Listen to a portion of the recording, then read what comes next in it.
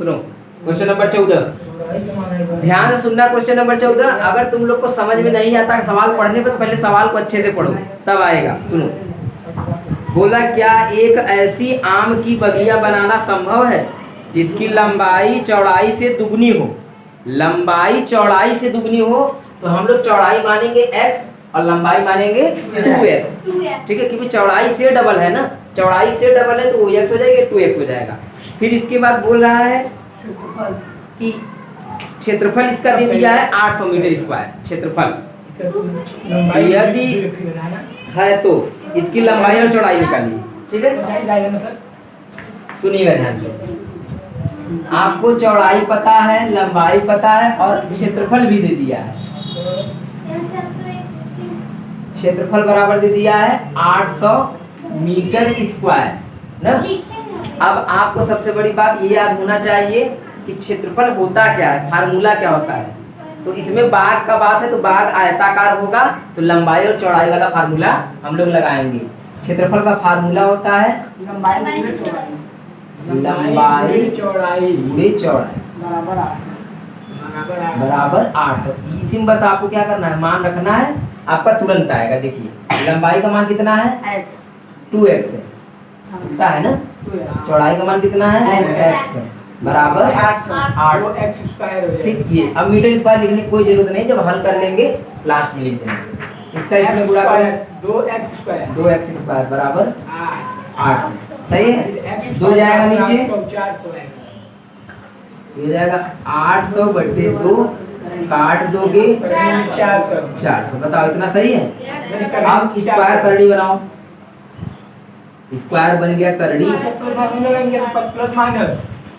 Plus minus तब लगता है जब इसका मान माइनस में आने की संभावना हो। क्या कभी लंबाई और चौड़ाई माइनस में हो सकता है? कभी नहीं, तो इसलिए माइनस प्लस नहीं लगाएंगे। ये क्या हो जाएगा, ये 20 निकल जाएगा। ठीक, आपका प्लस में ही निकलेगा क्योंकि प्लस में ही चाहिए हमको, माइनस नहीं चाहिए। अब सुनिए, इतना निकालने के बाद ये आंसर नहीं होगा पूरा, क्योंकि अभी आपने x का मान निकाला है, इसका मतलब केवल चौड़ाई निकला है।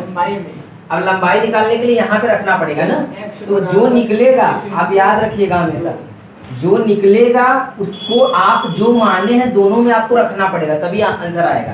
तो लास्ट में हमेशा ये लिखना पड़ेगा, लिखेंगे। अतः बहुत बच्चे यहीं पे आंसर लिख के छोड़ देंगे, एक मान नहीं निकालेंगे तो उनको नंबर पूरा नहीं मिलेगा। अतः चौड़ाई बराबर क्या हो जाएगा, 20 मीटर तथा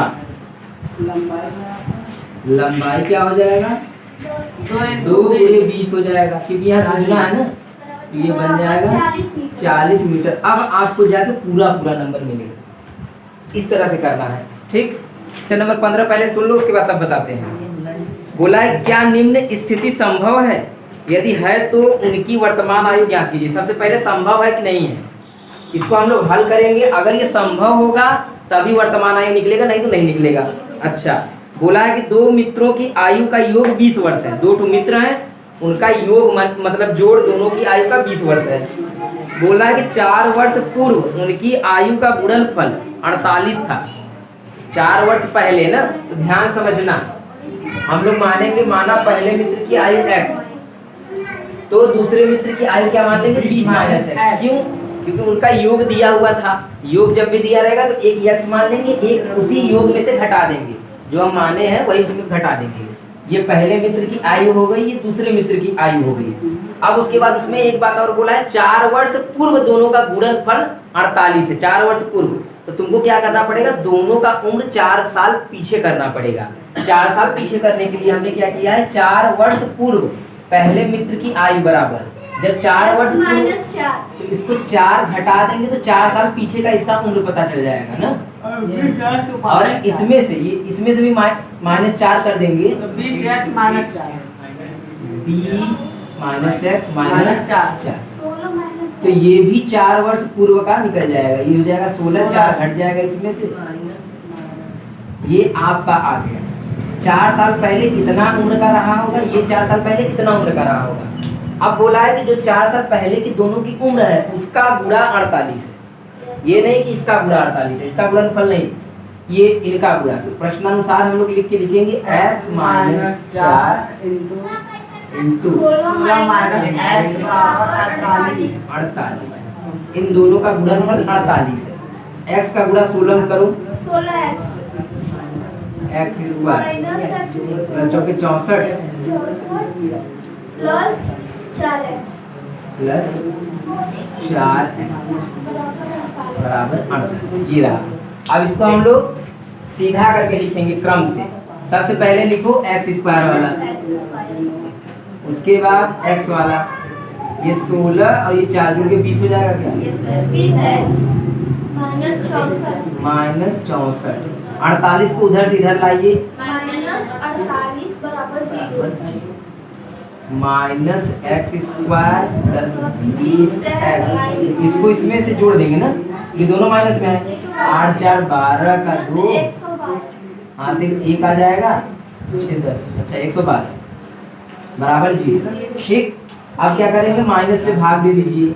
जब भी यहाँ माइनस होता है, माइनस से मतलब भाग दे दीजिए, चाहे गुणा समझिए, जो समझेंगे दोनों सही है। अब हमको गुणनखंड बनाना है। गुणा करने पे 112, जोड़ने पर 20। अगर ऐसा बन गया तब तो ठीक है, संभव है स्थिति, नहीं बना तो संभव ही नहीं है। आइए देखते हैं। 112, 2 पंजे 10, 2 छक्के 12, 2 दूनी 4, 2 अट्ठे 16, 2 एकम 2 चौके, 2 सत्ते 7 एकम। चलिए देखते हैं। अगर हम लोग ले लें, अगर 7 दूनी इसको ले ले 14 ना, और 2 दूनी 4 दूनी 8, 14 और 8 ज्यादा हो जा रहा है, हमको तो लाना है केवल 20, 22 हो जा रहा है। अच्छा दूसरा देखते हैं। अगर केवल 2 2 ले लो तो ये हो जाएगा 16 और ये 7, तब भी नहीं आएगा। मतलब स्थिति हम बनाना चाहेंगे लेकिन बन नहीं पाएगा किसी भी तरह से। ठीक, गुणनखंड बन ही रहा है, जब नहीं बनेगा तो लिख देंगे, लिखेंगे अतः यह स्थिति संभव नहीं है। अच्छा क्यों संभव नहीं है? क्योंकि उसका गुणनखंड नहीं बन रहा है। अगर गुणनखंड बन जाता तो काम हो जाता। ठीक है, चलिए इसको लिख लीजिए। तो 16वां सुनो ध्यान से। बोला है क्या परिमाप 80 मीटर तथा क्षेत्रफल 400 मीटर स्क्वायर के एक पार्क को बनाना संभव है। परिमाप दिया है और क्षेत्रफल दिया है, दो चीज दिया है, परिमाप और क्षेत्रफल। बोल रहा है कि यदि अगर ये संभव है, यदि उनके नहीं कहाँ चला गया, यदि है तो इसकी लंबाई चौड़ाई निकालिए। लंबाई बराबर हम लोग क्या मान लेंगे, x और चौड़ाई y मान लेना है। जब दोनों मान लेंगे तो अब बोला है परिमाप बराबर, तो लिखो पहले परिमाप बराबर 80। परिमाप बराबर दिया है 80 मीटर। तो परिमाप का फार्मूला होता है 2 लंबाई चौड़ाई, लंबाई प्लस चौड़ाई। ये फार्मूला अगर आपको याद रहेगा तभी समझ लीजिए सवाल आप लगा पाएंगे। फार्मूला जरूर याद रखिए। 2 हो गया, लंबाई का मान कितना है, चौड़ाई का y बराबर 80। 2 नीचे चला जाएगा बटे में, काट दो 40, x प्लस वाई बराबर 40। y को उधर भेज दो तो ये हो जाएगा 40 माइनस वाई ना। ये समीकरण नंबर क्या समझ लो, 1। ऐसा क्यों समझे, क्योंकि ये मान निकला हुआ है। अब क्षेत्रफल वाला लगाएंगे। एक पॉइंट और दिया है ना, दूसरा पॉइंट क्या दिया, क्षेत्रफल। क्षेत्रफल बराबर कितना दिया, 800। एक बार देख लीजिए, क्षेत्रफल 800 मीटर स्क्वायर दिया, 800। क्षेत्रफल का फार्मूला होता है, अब ये फार्मूला अगर आपको नहीं याद रहेगा तब भी आप फंस जाएंगे। 800 लंबाई का मान x इंटू चौड़ाई का मान y बराबर 800। अब यहाँ हमने x का निकाला हुआ है मान, बस यही मान यहाँ पे रख दीजिए। x की जगह 400 है, 40 माइनस 16वां का, 16वां का पढ़िए। 400 की 800 है, 400 है। अच्छा यहाँ पे 400 लिख दीजिए। जब पूछ रहे थे तो तुम लोग बता दीजिए 800 400। यहाँ का ठीक है, इधर यहाँ पे हम लोग लिख देंगे 40 माइनस वाई। एक्स की जगह पे x का मान ये निकला हुआ है, यहाँ पे रख देंगे इंटू वाई। इसका गुणा करेंगे तो हो जाएगा माइनस वाई स्क्वायर बराबर 400। 480। अब 400 को उधर लाइए और इसको सीधा करके लिख दीजिए, तो minus minus Y square minus 40 Y plus 40 minus 4 minus 4 बराबर 0। माइनस से सब में मल्टीप्लाई करा दीजिए, माइनस 40 वाई प्लस 400 बराबर 0 प्लस और इसका गुणा 20 गुणा करने में 400 और जोड़ने में 40। 20 plus 30 20 20 plus 20 plus 20 plus 1 plus 4। अब इसका क्या करेंगे आप लोग, गुणनखंड। गुणनखंड जब आप लोग कर लेंगे तो y के दो मान आएंगे 20 और y बराबर 20। अब इसके बाद आप लोग कर लेंगे, हमको पता है क्योंकि गुणनखंड करना है ना। y का मान जब 20 आएगा तो हम एक ही लेके चलेंगे, y बराबर 20। y का 20 जब यहाँ पे रखोगे तो x का भी मान क्या आ जाएगा 20। y का मान 20 है, यहाँ पे रखोगे तो x का भी मान 20 आ जाएगा। तो इस तरह से लिख देंगे तो x बराबर भी 20। यही आंसर हो जाएगा ना। अब इसके आगे आप लोग कर लीजिएगा। ठीक है, लिख लीजिए। प्रश्न सुनो, बोला है कि दो क्रमागत संख्याएं ज्ञात कीजिए जिनके वर्गों का योगफल 265 है। दो क्रमागत संख्या में ये मानते हैं हमेशा x और x प्लस 1 क्रमागत संख्या याद रखना, इनके वर्गों का योगफल, इसका वर्ग और दूसरे वाले का वर्ग,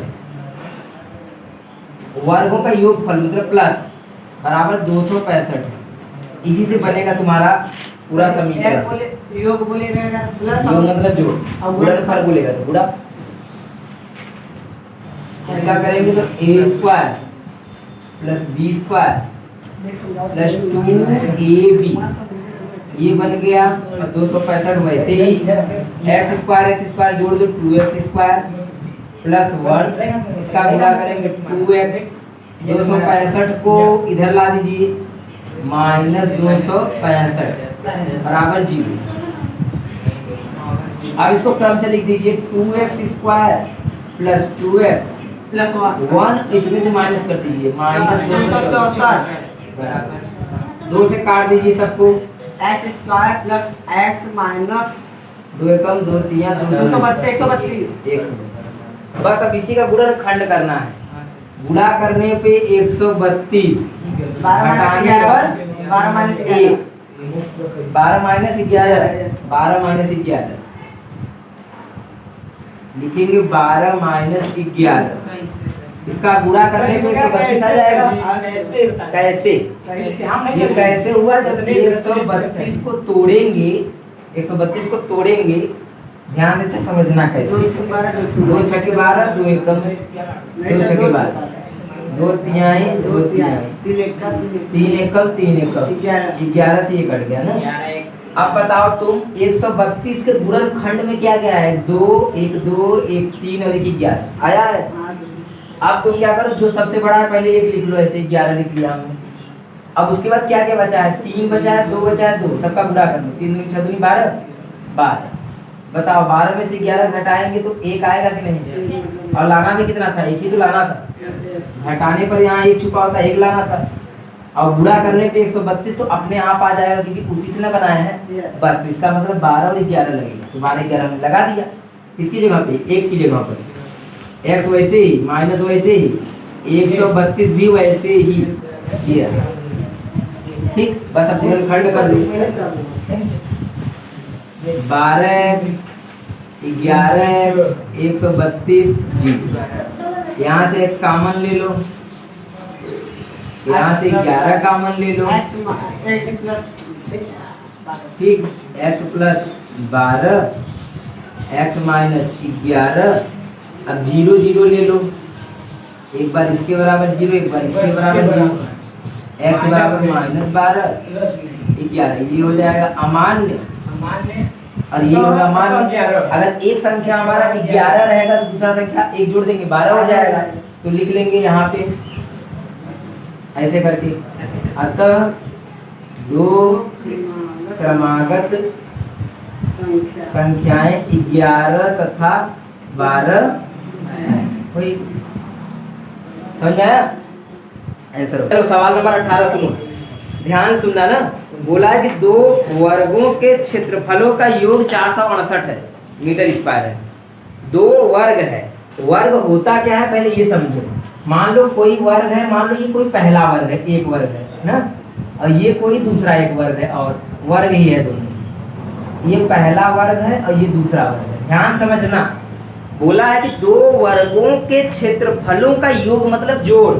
मतलब एक बार इसका क्षेत्रफल निकालिए, मतलब एरिया 1, ए माने क्षेत्रफल ना, एरिया, और एक बार इसका क्षेत्रफल निकालिए, इसको लिखेंगे एरिया 2।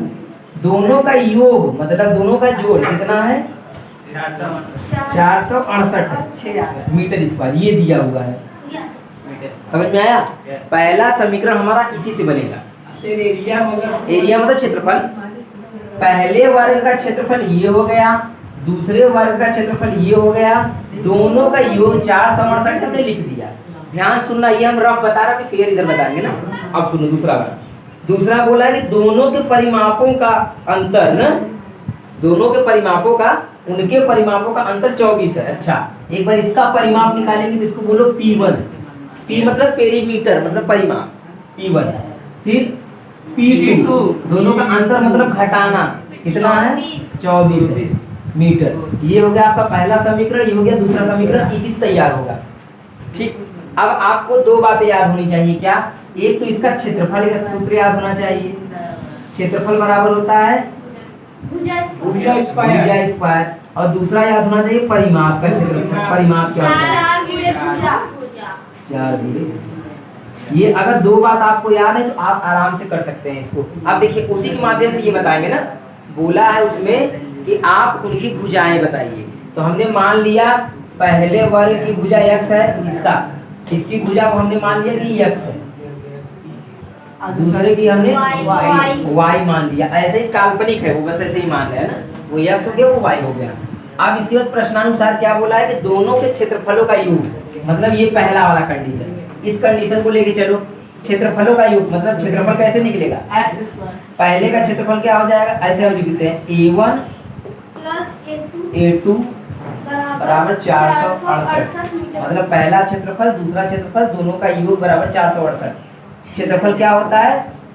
भुजा का स्क्वायर। तो पहले का भुजा क्या है? x, तो लिखेंगे x का स्क्वायर। दूसरे का भुजा बराबर 468। ये बन गया आपका पहला समीकरण। ठीक, इसको समीकरण नंबर ऐसे 1 करके लिख लीजिए। अब दूसरा कंडीशन बोला है परिमापों से, लिखेंगे पुनः लिखेंगे परिमाप बराबर पुनः P1 माइनस P2 बराबर कितना है? 24। मतलब पहले का परिमाप इसका, फिर दूसरे का परिमाप मतलब इसका, दोनों का अंतर 24 है। अंतर मतलब घटाना। अतः P का फार्मूला क्या होता है? 4 भुजा ना, 4 लिखेंगे अपने से। P का मतलब 4 हो गया। भुजा क्या है पहले का? x, बुरा लगा हुआ होता है, ये हो जाएगा 4y बराबर 24। 2 से काट दीजिए, 4 से काट दीजिए, सब 4 से कट रहा है। x माइनस y बराबर 6 ना। अब यहाँ से आप x का मान निकाल लीजिए, x बराबर 6 प्लस y। समीकरण नंबर। अब ये वाला मान इसमें हम लोग रख देंगे। ठीक, वो था रफ कार्य, ये था फेयर, उसी से समझाया है पूरा। तो अब क्या करेंगे वही लिख दो, x प्लस y का होल स्क्वायर। नहीं, अब वो जो इसका मान है x का मान जो है इसमें रखो ना। लिखेंगे समीकरण 2 से x का मान समीकरण 1 में रखने पर, समीकरण 1 में रखिए। ठीक है, इसको हम मिटा देते हैं, अब इसका हमको काम नहीं है। ठीक, इसको मिटाएं।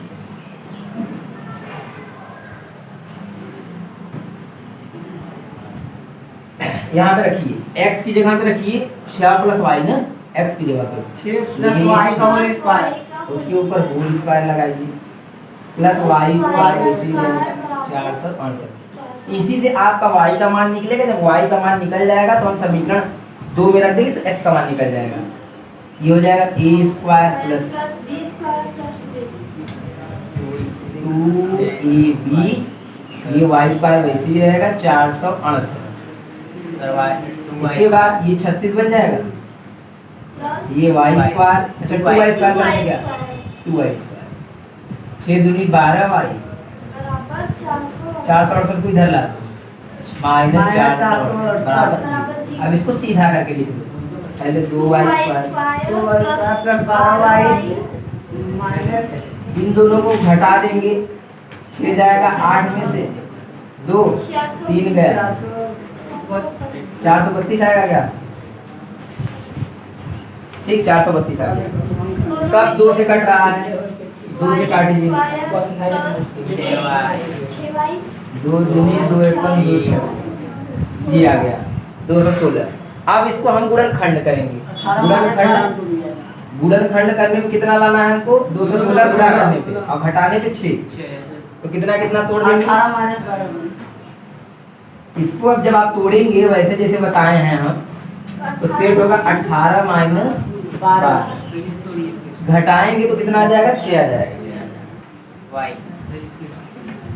216। y का गुणा कर दो, 18y माइनस 12 माइनस 12y 216, दोनों में y कॉमन ले लो, y प्लस 18, माइनस 12 यहाँ पे 12 कॉमन ले लो, y प्लस 18 y माइनस 12। ठीक, यहाँ से निकालिए मान, y बराबर माइनस अलग अलग पहले 0 लिख लीजिए तब निकालिए। y ये हो जाएगा माइनस 18 बराबर माइनस 18, y बराबर 12 ये अमान्य माइनस में नहीं रह सकता ना, उसकी लंबाई माइनस में नहीं रहेगा, भुजा माइनस में नहीं रहेगा। y 12 लेंगे, 12 यहाँ पे रख दो, 12 और 6 कितना हो जाएगा? 18 हो जाएगा। ठीक, एक मान आ गया हमारा पहले का, तो लिखेंगे यहाँ पे, आओ लिखेंगे समीकरण समीकरण 1 में 2 में y बराबर 12 रखने पर बराबर 12 रखने पर ये हो जाएगा x बराबर 6 प्लस 12, ये आ गया 18। तो हमारा दोनों मान आ गया, तो लास्ट में लिख देंगे अतः, x बराबर पहले 12 वाले की भुजा पूरा हिंदी करके लिख लो, पहले वर्ग की भुजा बराबर 18 x बराबर 18 मीटर तथा दूसरे वर्ग की भुजा y बराबर 12 मीटर। 12 मीटर, ये रहा आंसर। ठीक है, खत्म।